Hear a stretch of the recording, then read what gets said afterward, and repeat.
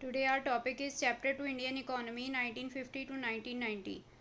इसमें पहले हम पढ़ेंगे इकोनॉमिक सिस्टम। इकोनॉमिक सिस्टम वो सिस्टम होता है जिसमें central problems of an economy, that is what to produce, how to produce and for whom to produce, are solved. उस टाइम पे 3 इकोनॉमिक सिस्टम हमने पढ़े हैं। First is capitalist economy. In this the means of production are owned, controlled and operated by private sector.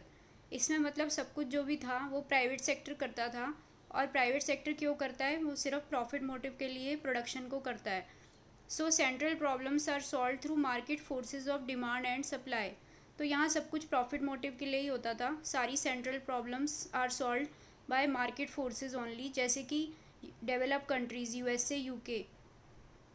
Socialist economy. Socialist economy में सब कुछ government के हाथ में होता है। In this the means of production are own, controlled and operated by government. इसमें सब कुछ गवर्नमेंट करती है, इसमें कोई अपनी प्राइवेट प्रॉपर्टी नहीं रख सकता, जैसे कि नॉर्थ कोरिया।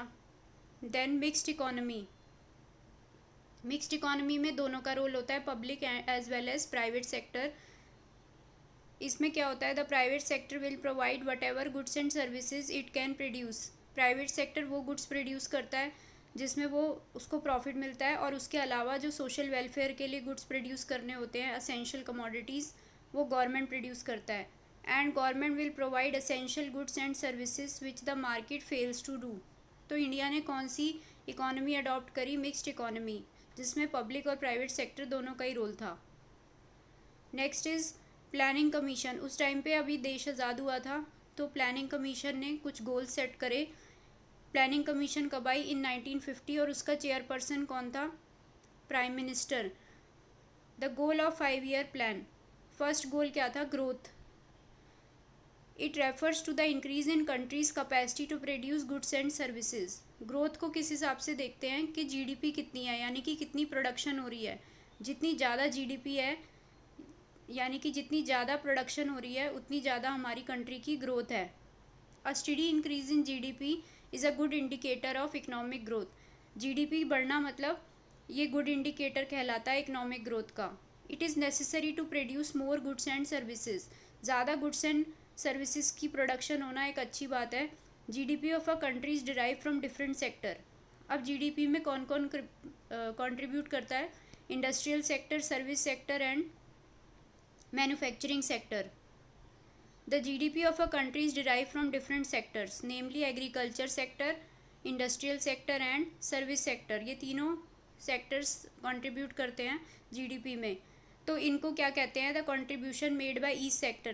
जो ये तीनों sectors contribute करते हैं, industrial sector, service sector और agriculture sector GDP में contribute करते हैं, उसको एक word से denote करते हैं, structural composition या फिर sectoral composition।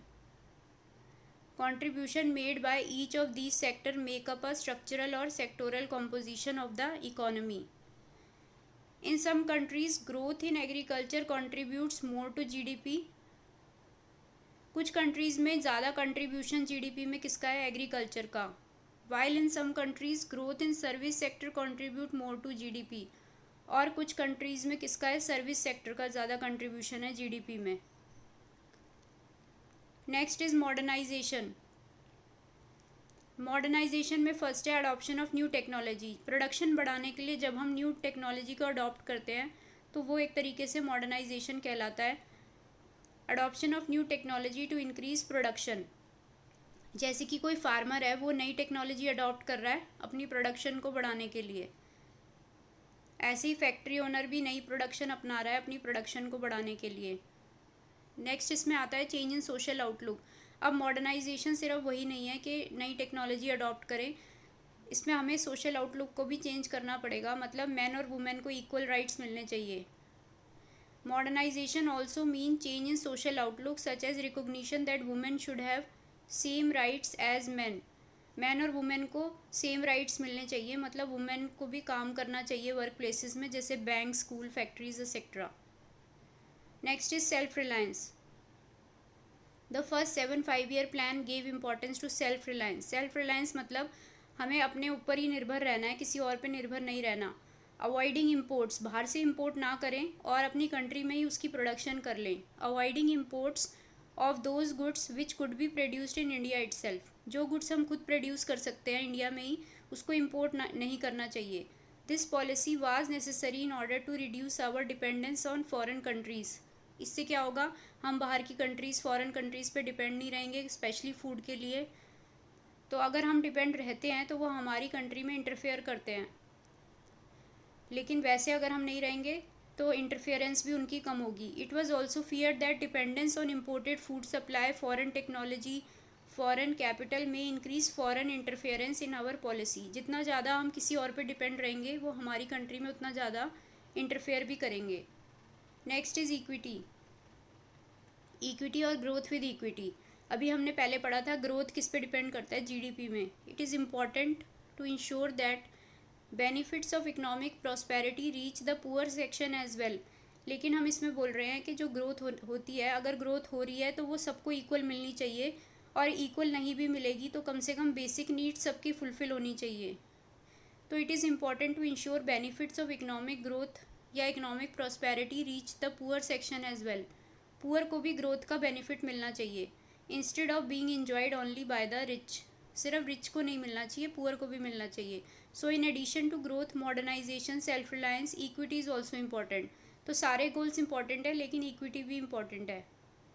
और अगर सबको इक्वल नहीं भी मिलेगा तो every Indian should able to meet his her own basic needs.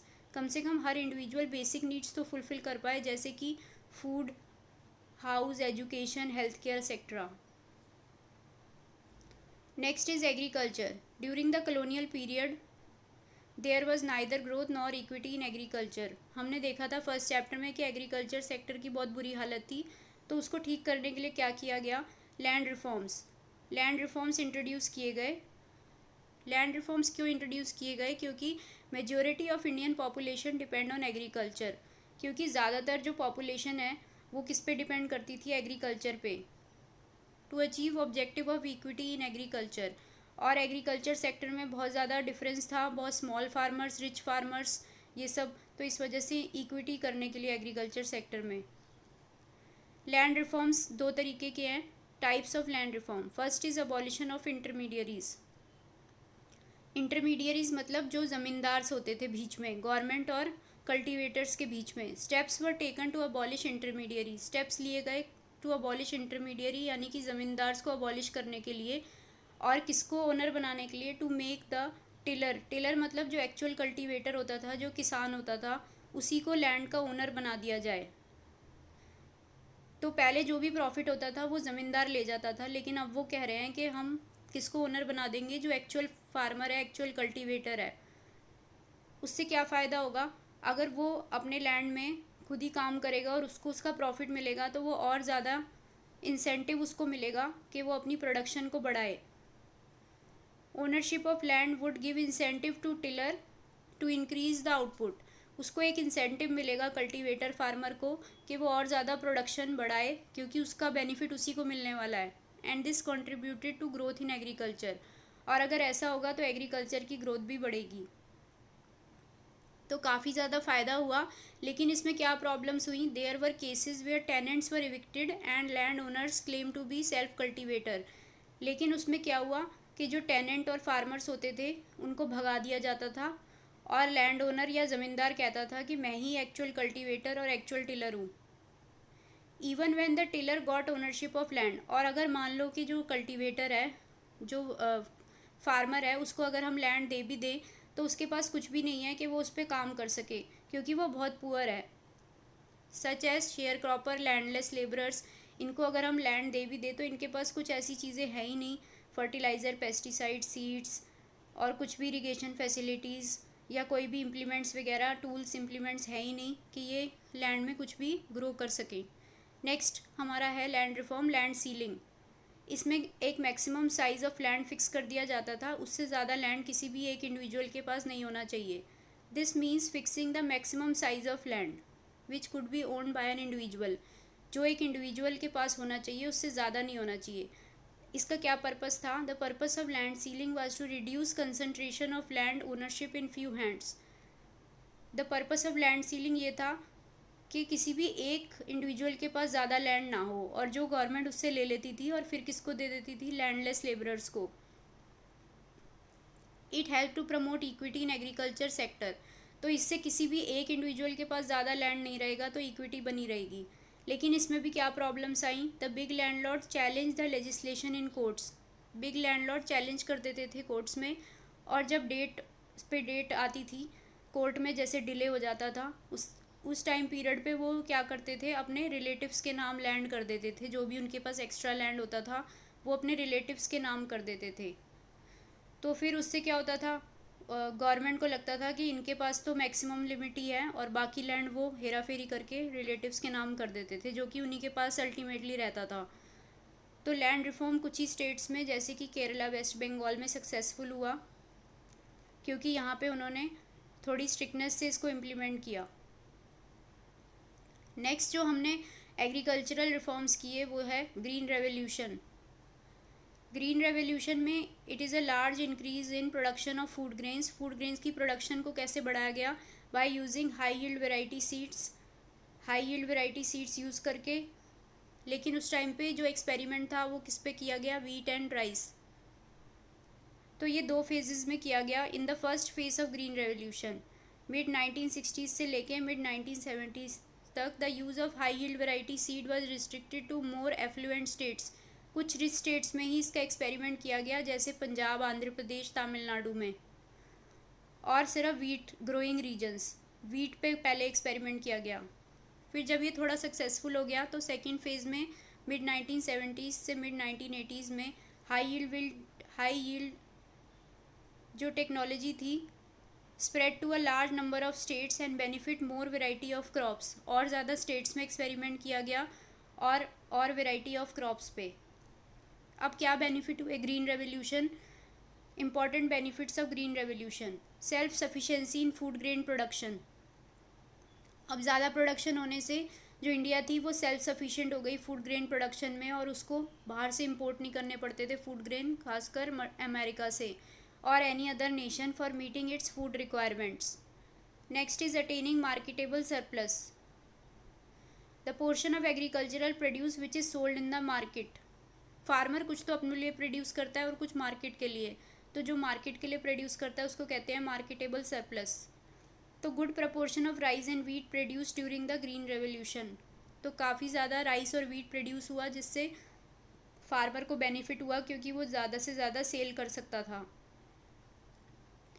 Next is benefit to low income groups. अब ज़्यादा प्रोडक्शन होने से क्या होता है, सप्लाई ज़्यादा होगा तो प्राइस कम हो जाएंगे फूड ग्रेन्स के, तो उसका बेनिफिट सबसे ज़्यादा किसको मिलेगा? लो income groups. Next is buffer stock of food grains. अब गवर्नमेंट के पास एक्स्ट्रा प्रोडक्शन थी, इसलिए वो स्टोर करके रख सकते थे ताकि उसको यूज़ कर सके at the time of food shortage या कोई नेचुरल कैलेमिटी के टाइम उसको यूज़ कर सकें। Next is risk involve in green revolution. क्या क्या रिस्क इन्वॉल्व थे ग्रीन रेवोल्यूशन से? First is risk of increasing income inequality. अब जो भी high yield variety seeds, fertiliser, pesticide थे, वो कौन ज़्यादा यूज़ कर सकता था? Big farmers. स्मॉल फार्मर्स नहीं कर सकते थे। इसलिए ये रिस्क था कि ये जो टेक्नोलॉजी है ग्रीन रेवोल्यूशन की, ये और ज़्यादा इनकम इनइक्वालिटी को बढ़ा देगी। रिच फार्मर और रिच हो जाएगा और पुअर फार्मर और पुअर हो जाएगा। It would increase the disparity between small and big farmers. लेकिन ये कैसे कंट्रोल किया गवर्नमेंट ने? पहले हम रिस्क देख लेते हैं। रिस्क हमारा था इंक्रीज़ हो जाएगी इनकम इनइक्वालिटी। दूसरा रिस्क था कि pest attack. The high yield variety crops were more prone to attack by pest. तो ये भी एक रिस्क था कि हाई यील्ड वेराइटी सीड्स में जल्दी पेस्ट लग जाता था, कीड़े लग जाते थे। लेकिन ये दोनों फियर को गवर्नमेंट ने कैसे ठीक किया? Fortunately this fear did not come true because steps were taken by the government. Government ने स्टेप्स लिए। Government provide loans at low interest rate. Government ने लो इंटरेस्ट रेट पे लोन दिया स्मॉल फार्मर्स को, ताकि वो high yield variety seeds, fertiliser, pesticide ये सब ले सकें। और रिस्क ऑफ पेस्ट अटैक के लिए फर्टिलाइज़र, पेस्टिसाइड्स बनाए गए bye research institutes. Next is debate over subsidies. अब सब्सिडीज़ में क्या है कि सब्सिडी देनी चाहिए कि नहीं देनी चाहिए। While subsidies encourage farmer to use new technology, they are a huge burden on government finances. वो कह रहे हैं कि सब्सिडीज़ जो है वो फार्मर्स के लिए ज़्यादा ज़रूरी तो हैं, लेकिन गवर्नमेंट के लिए एक ह्यूज बर्डन बनता जा रहा है। तो अब क्या इसमें इसमें लाइट डालनी है हमें कि ये सब्सिडी देनी चाहिए कि नहीं देनी चाहिए। Farming in India continues to be a risky business. जो फार्मिंग है वो एक रिस्की बिजनेस है और मोस्ट ऑफ दी फार्मर्स क्या हैं, पुअर हैं। Most of the farmers are very poor and they will not be able to afford the required inputs without subsidy. और वो अफोर्ड ही नहीं कर पाएंगे फर्टिलाइज़र सब्सिडाइज और सब सारी चीज़ें जब तक उन्हें सब्सिडी नहीं दी जाएगी। तो eliminating subsidy will increase the inequality between rich and poor. तो सब्सिडीज़ जो हैं अगर एलिमिनेट कर दी जाएंगी तो फिर से रिच और पुअर के बीच में जो डिफरेंस है वो बढ़ता जाएगा। If subsidies are largely benefiting the fertiliser industry and big farmer.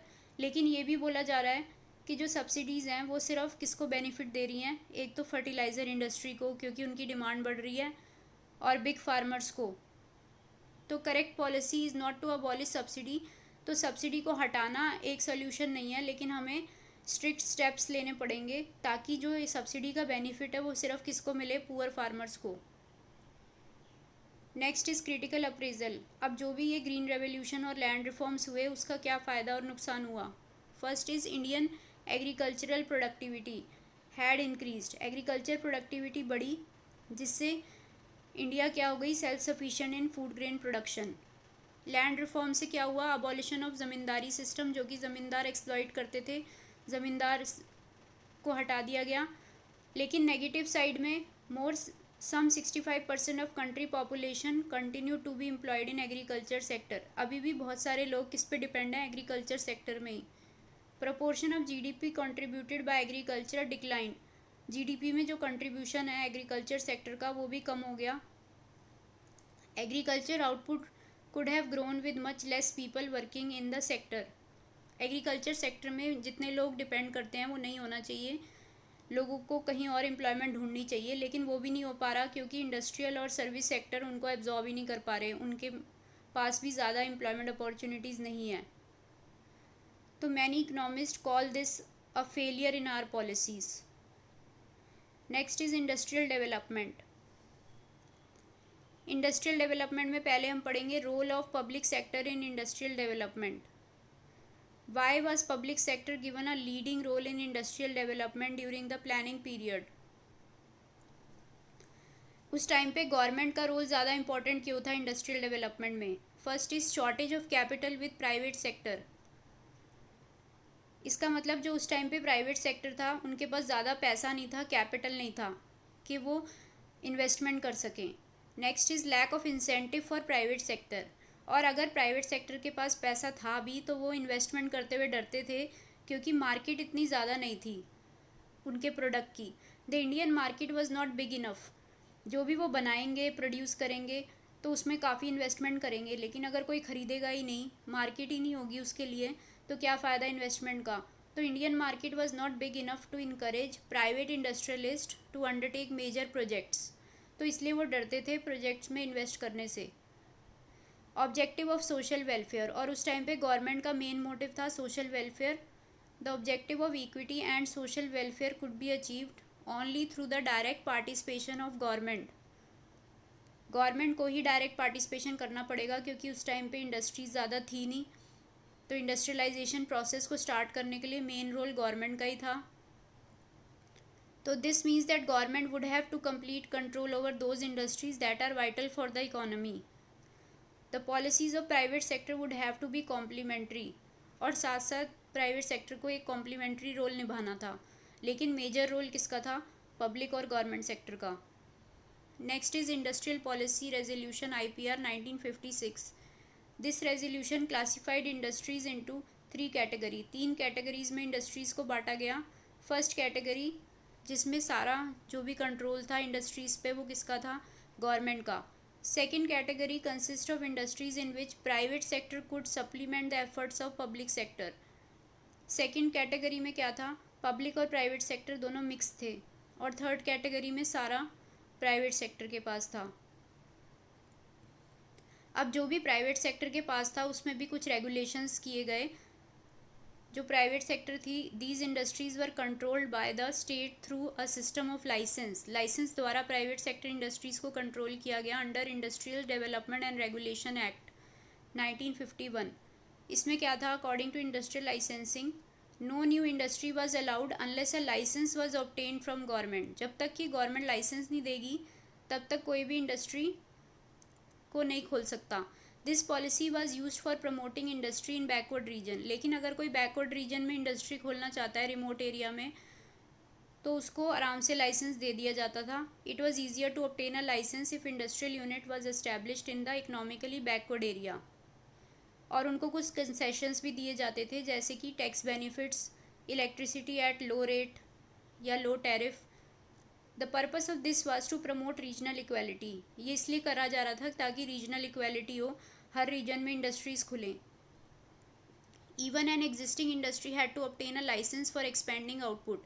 अगर कोई एग्जिस्टिंग इंडस्ट्री है जिसके पास ऑलरेडी लाइसेंस है लेकिन उसको और ज़्यादा प्रोडक्शन करनी है तो उसको भी लाइसेंस लेना पड़ेगा।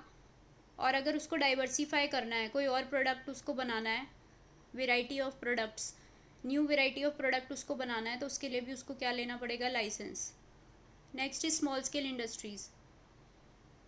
1955 में village small scale industry committee, also called as Karve committee, recognise the possibility of using small scale industries for promoting rural development. जो स्मॉल स्केल इंडस्ट्रीज़ होती हैं वो लेबर इंटेंसिव होती हैं, तो वो ज़्यादा एम्प्लॉयमेंट जनरेट करती हैं। तो रूरल डेवलपमेंट के लिए ये स्मॉल स्केल इंडस्ट्रीज़ को प्रमोट करने की बात की गई। इससे क्या क्या फ़ायदा हुआ? एम्प्लॉयमेंट जनरेशन, एम्प्लॉयमेंट बढ़ेगी क्योंकि जो स्मॉल स्केल इंडस्ट्रीज़ होती हैं वो लेबर इंटेंसिव होती हैं। Need for protection from big firms, लेकिन इनको प्रोटेक्ट करना पड़ेगा लार्ज और बिग फर्म से, क्योंकि बिग फर्म से ये कम्पीट नहीं कर सकती। तो स्मॉल स्केल इंडस्ट्रीज़ को प्रोटेक्ट करने के लिए क्या किया गया? कुछ गुड्स को रिजर्व कर दिया गया कि वो सिर्फ स्मॉल स्केल इंडस्ट्रीज़ ही प्रोड्यूस करेंगी, तो उससे वो कंपटीशन फेस नहीं करना पड़ेगा उनको बिग फर्म से। Goods, number of goods were reserve for small scale industries, और उनको कुछ कंसेशन दिए गए, जैसे lower excise duty, bank loans at lower interest rate. Next is foreign trade. इसमें क्या था? Inward looking trade strategy. Inward looking trade strategy को अपनाया गया, या फिर इसको ये भी कहते हैं इंपोर्ट सब्स्टिट्यूशन और इनवर्ड लुकिंग ट्रेड स्ट्रेटजी। मतलब ज़्यादा से ज़्यादा हम अपनी कंट्री में ही प्रोडक्शन करें और इम्पोर्ट ना करें। इट रेफर्स टू रिप्लेसिंग और substituting imports with domestic production. अपनी कंट्री में डोमेस्टिक प्रोडक्शन, यानी कि अपनी कंट्री में ही प्रोडक्शन करें और इम्पोर्ट ना करें। The government protect domestic industries from foreign competition by tariff and quota. तो किस तरीके से इंपोर्ट को रोका जाए और डोमेस्टिक इंडस्ट्रीज़ को प्रोटेक्ट किया जाए? By tariffs and quota. Tariff क्या होता है? Tariffs are taxes on imported goods. जो हम इंपोर्ट करते हैं उस पर जो टैक्स लगता है उसको कहते हैं tariff. They make imported goods more expensive. ज़्यादा टैरिफ लगने से इम्पोर्टेड गुड महंगे हो जाते हैं, जिससे उनका यूज़ डिस्करेज होता है, हम कम इम्पोर्ट करते हैं। Quotas, quota non tariff barrier है। इसमें fixing the maximum limit on quantity of good which can be imported. इसमें फ़िक्स कर देते हैं कि इससे ज़्यादा लिमिट से हम इंपोर्ट नहीं कर सकते, एक लिमिट से ज़्यादा इंपोर्ट नहीं कर सकते। अब ना इंपोर्ट करने से और भी बेनिफिट हैं, जैसे कि हम अपना प्रीशियस फॉरेन एक्सचेंज बचा सकते हैं और हमें डिपेंड नहीं रहना पड़ेगा कि बाहर से इंपोर्ट करें, अपनी कंट्री में ही उसको प्रोड्यूस कर सकते हैं। उससे हमारी कंट्री में एम्प्लॉयमेंट भी बढ़ेगी। क्रिटिकल अप्रेजल, अब जो भी ये लाइसेंस वगैरह हुआ उससे क्या क्रिटिकल अप्रेजल है, उसका फ़ायदा क्या हुआ, नुकसान क्या हुआ? Proportion of GDP contributed bye industrial sector increased. जो भी जीडीपी में इंडस्ट्रियल सेक्टर का कंट्रीब्यूशन था वो बढ़ा 13% से 24.6। 6% annual growth rate industrial sector का हुआ। Indian industry were no longer restricted to cotton textile. जैसे फर्स्ट चैप्टर में बहुत फ्यू इंडस्ट्रीज़ थी, लेकिन अब काफ़ी डाइवर्सिफिकेशन हुआ, काफ़ी नई नई इंडस्ट्रीज़ खुली। Promotion of small scale industries gave opportunity to people with small capital to get into business. Small scale industries खुलने से क्या हुआ? जो छोटे बिजनेसमैन थे उनको इंसेंटिव मिला कि वो अपनी छोटी इंडस्ट्रीज़ खोल सकें। Protection from foreign competition, foreign competition से प्रोटेक्शन हुआ क्योंकि हम इंपोर्ट पे टैरिफ और कोटा लगा रहे थे, तो हमारी डोमेस्टिक इंडस्ट्रीज़ को प्रोटेक्शन मिली और उन्हें फॉरेन कंपटीशन फेस नहीं करना पड़ेगा। लेकिन क्या क्या ड्रॉबैक्स हुए इसके? We fail to develop a strong export sector. अब हम इंपोर्ट करने में रिस्ट्रिक्शंस लगाएंगे तो हम एक्सपोर्ट भी नहीं कर पाएंगे। Domestic producer made no sincere effort to improve quality of their product. अब हम अपनी डोमेस्टिक इंडस्ट्रीज़ को जितना प्रोटेक्ट करेंगे और उन्हें फॉरेन कंपटीशन फेस नहीं करना पड़ेगा, तो उससे क्या होगा, वो एक सेफ़ इन्वायरमेंट में हो गए, तो वो अब अपनी गुड्स की क्वालिटी को बढ़ाने की कोशिश नहीं करेंगे, इम्प्रूव करने की कोशिश नहीं करेंगे due to lack of competition, क्योंकि उन्हें कोई कंपटीशन तो है नहीं, तो वो जो बना रहे हैं वही कंज्यूमर को दे देंगे। Public sector, initially public sector was required in a big way. पहले काफ़ी ज़्यादा ज़रूरत थी कि पब्लिक सेक्टर का रोल ज़्यादा हो, लेकिन धीरे धीरे पब्लिक सेक्टर का रोल अब कहाँ होना चाहिए, जहाँ बहुत ज़्यादा ज़रूरत है। But they continue to produce in some non essential area, लेकिन गवर्नमेंट अभी भी नॉन असेंशियल एरिया में भी ध्यान दे रही थी जो जिसकी ज़रूरत नहीं थी, जैसे कि telecommunication, hotel industry, modern bread, ये सब यहाँ पे प्राइवेट सेक्टर भी काम कर सकता था। Government should concentrate it resources on important services. Government को सिर्फ कहाँ कंसनट्रेट करना चाहिए था, इम्पॉर्टेंट जगह जैसे कि डिफेंस में, ऐसी जगहों पे, बाकी प्राइवेट सेक्टर कर सकती है। Many public sector firms incurred huge loss but continue to function because it is difficult to close a government undertaking. काफ़ी जो पब्लिक सेक्टर फर्म्स हैं, गवर्नमेंट फर्म्स हैं, वो ह्यूज लॉसेस में जा रही थी और उनको बंद करना भी इतना इजी नहीं था।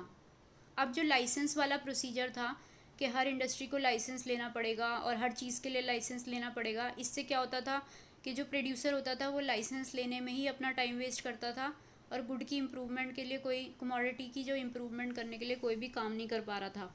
Some big industrialist would get a license not for starting a new firm but to prevent competitor from starting new firm. और कुछ लोग मोनोपोली बना लेते थे कि उनको, वो किसी और को लाइसेंस लेने ही नहीं देते थे।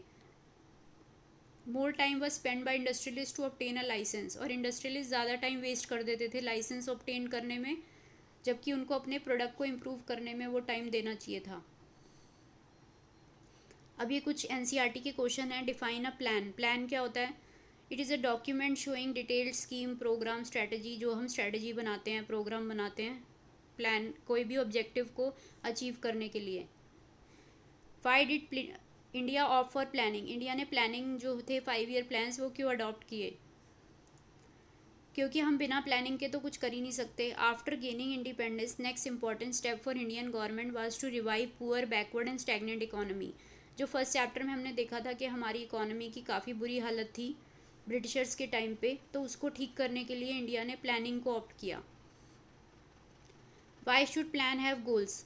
अब जो गोल्स हमने पढ़े थे, growth, equity, self reliance, modernisation, ये क्यों ज़रूरी थे? क्योंकि हम बिना गोल के तो कोई चीज़ कर ही नहीं सकते जब तक हमारे पास गोल नहीं होगा। Planning is done to achieve some predetermined goals within a specified time period. और जैसे हमें 12th पास करनी है तो हमारे पास एक टाइम लिमिट है 1 साल का, तो हमें एक गोल अचीव करना है, उसके हिसाब से हम पढ़ेंगे, प्लानिंग करेंगे। तो ऐसे ही एक टाइम पीरियड भी होता है फिक्स, ये तो नहीं है कि बहुत साल लगे रहो। तो without goals the planner won't be able to know which sector of the economy needs to be developed on the priority basis. तो सबसे ज़्यादा जिसको ज़रूरत है पहले उसको डेवलप करेंगे, ऐसे प्लानिंग करते थे। What are miracle seeds? Miracle seeds होते हैं high yield variety seeds. Next is modernisation as a planning objective create contradiction in the light of employment generation. ये इस बार बोर्ड में भी आया था कि मॉडर्नाइजेशन एक तरीके से कॉन्ट्राडिक्शन है एम्प्लॉयमेंट जनरेशन के लिए, क्योंकि जितनी ज़्यादा मॉडर्नाइजेशन होगी, नई टेक्नोलॉजी यूज़ होगी, उतनी ज़्यादा एम्प्लॉयमेंट कम होगी। क्योंकि मॉडर्नाइजेशन को हम किससे रिलेट करते हैं? कैपिटल इंटेंसिव टेक्नोलॉजी से। तो लेबर इंटेंसिव कम यूज़ होगी तो उससे एम्प्लॉयमेंट कम हो जाएगी। Is it necessary that service sector should contribute maximum to GDP? क्या ऐसा ज़रूरी है कि सर्विस सेक्टर ज़्यादा कंट्रीब्यूट करे जीडीपी में? No, it is not necessary. ऐसा ज़रूरी नहीं है। But by 1990 share of service sector जो था वो उस टाइम पे बहुत ज़्यादा हो गया था, more than of agriculture industry. Agriculture industry से ज़्यादा हो गया था, 40.59%। Like we find it developed nation. Developed nations में भी ऐसा ही होता है। दिस फिनोमिना, ये हमें क्या दिखाता है कि growing share of service sector mark the beginning of globalisation, कि हमारी कंट्री में ग्लोबलाइजेशन बढ़ती जा रही है।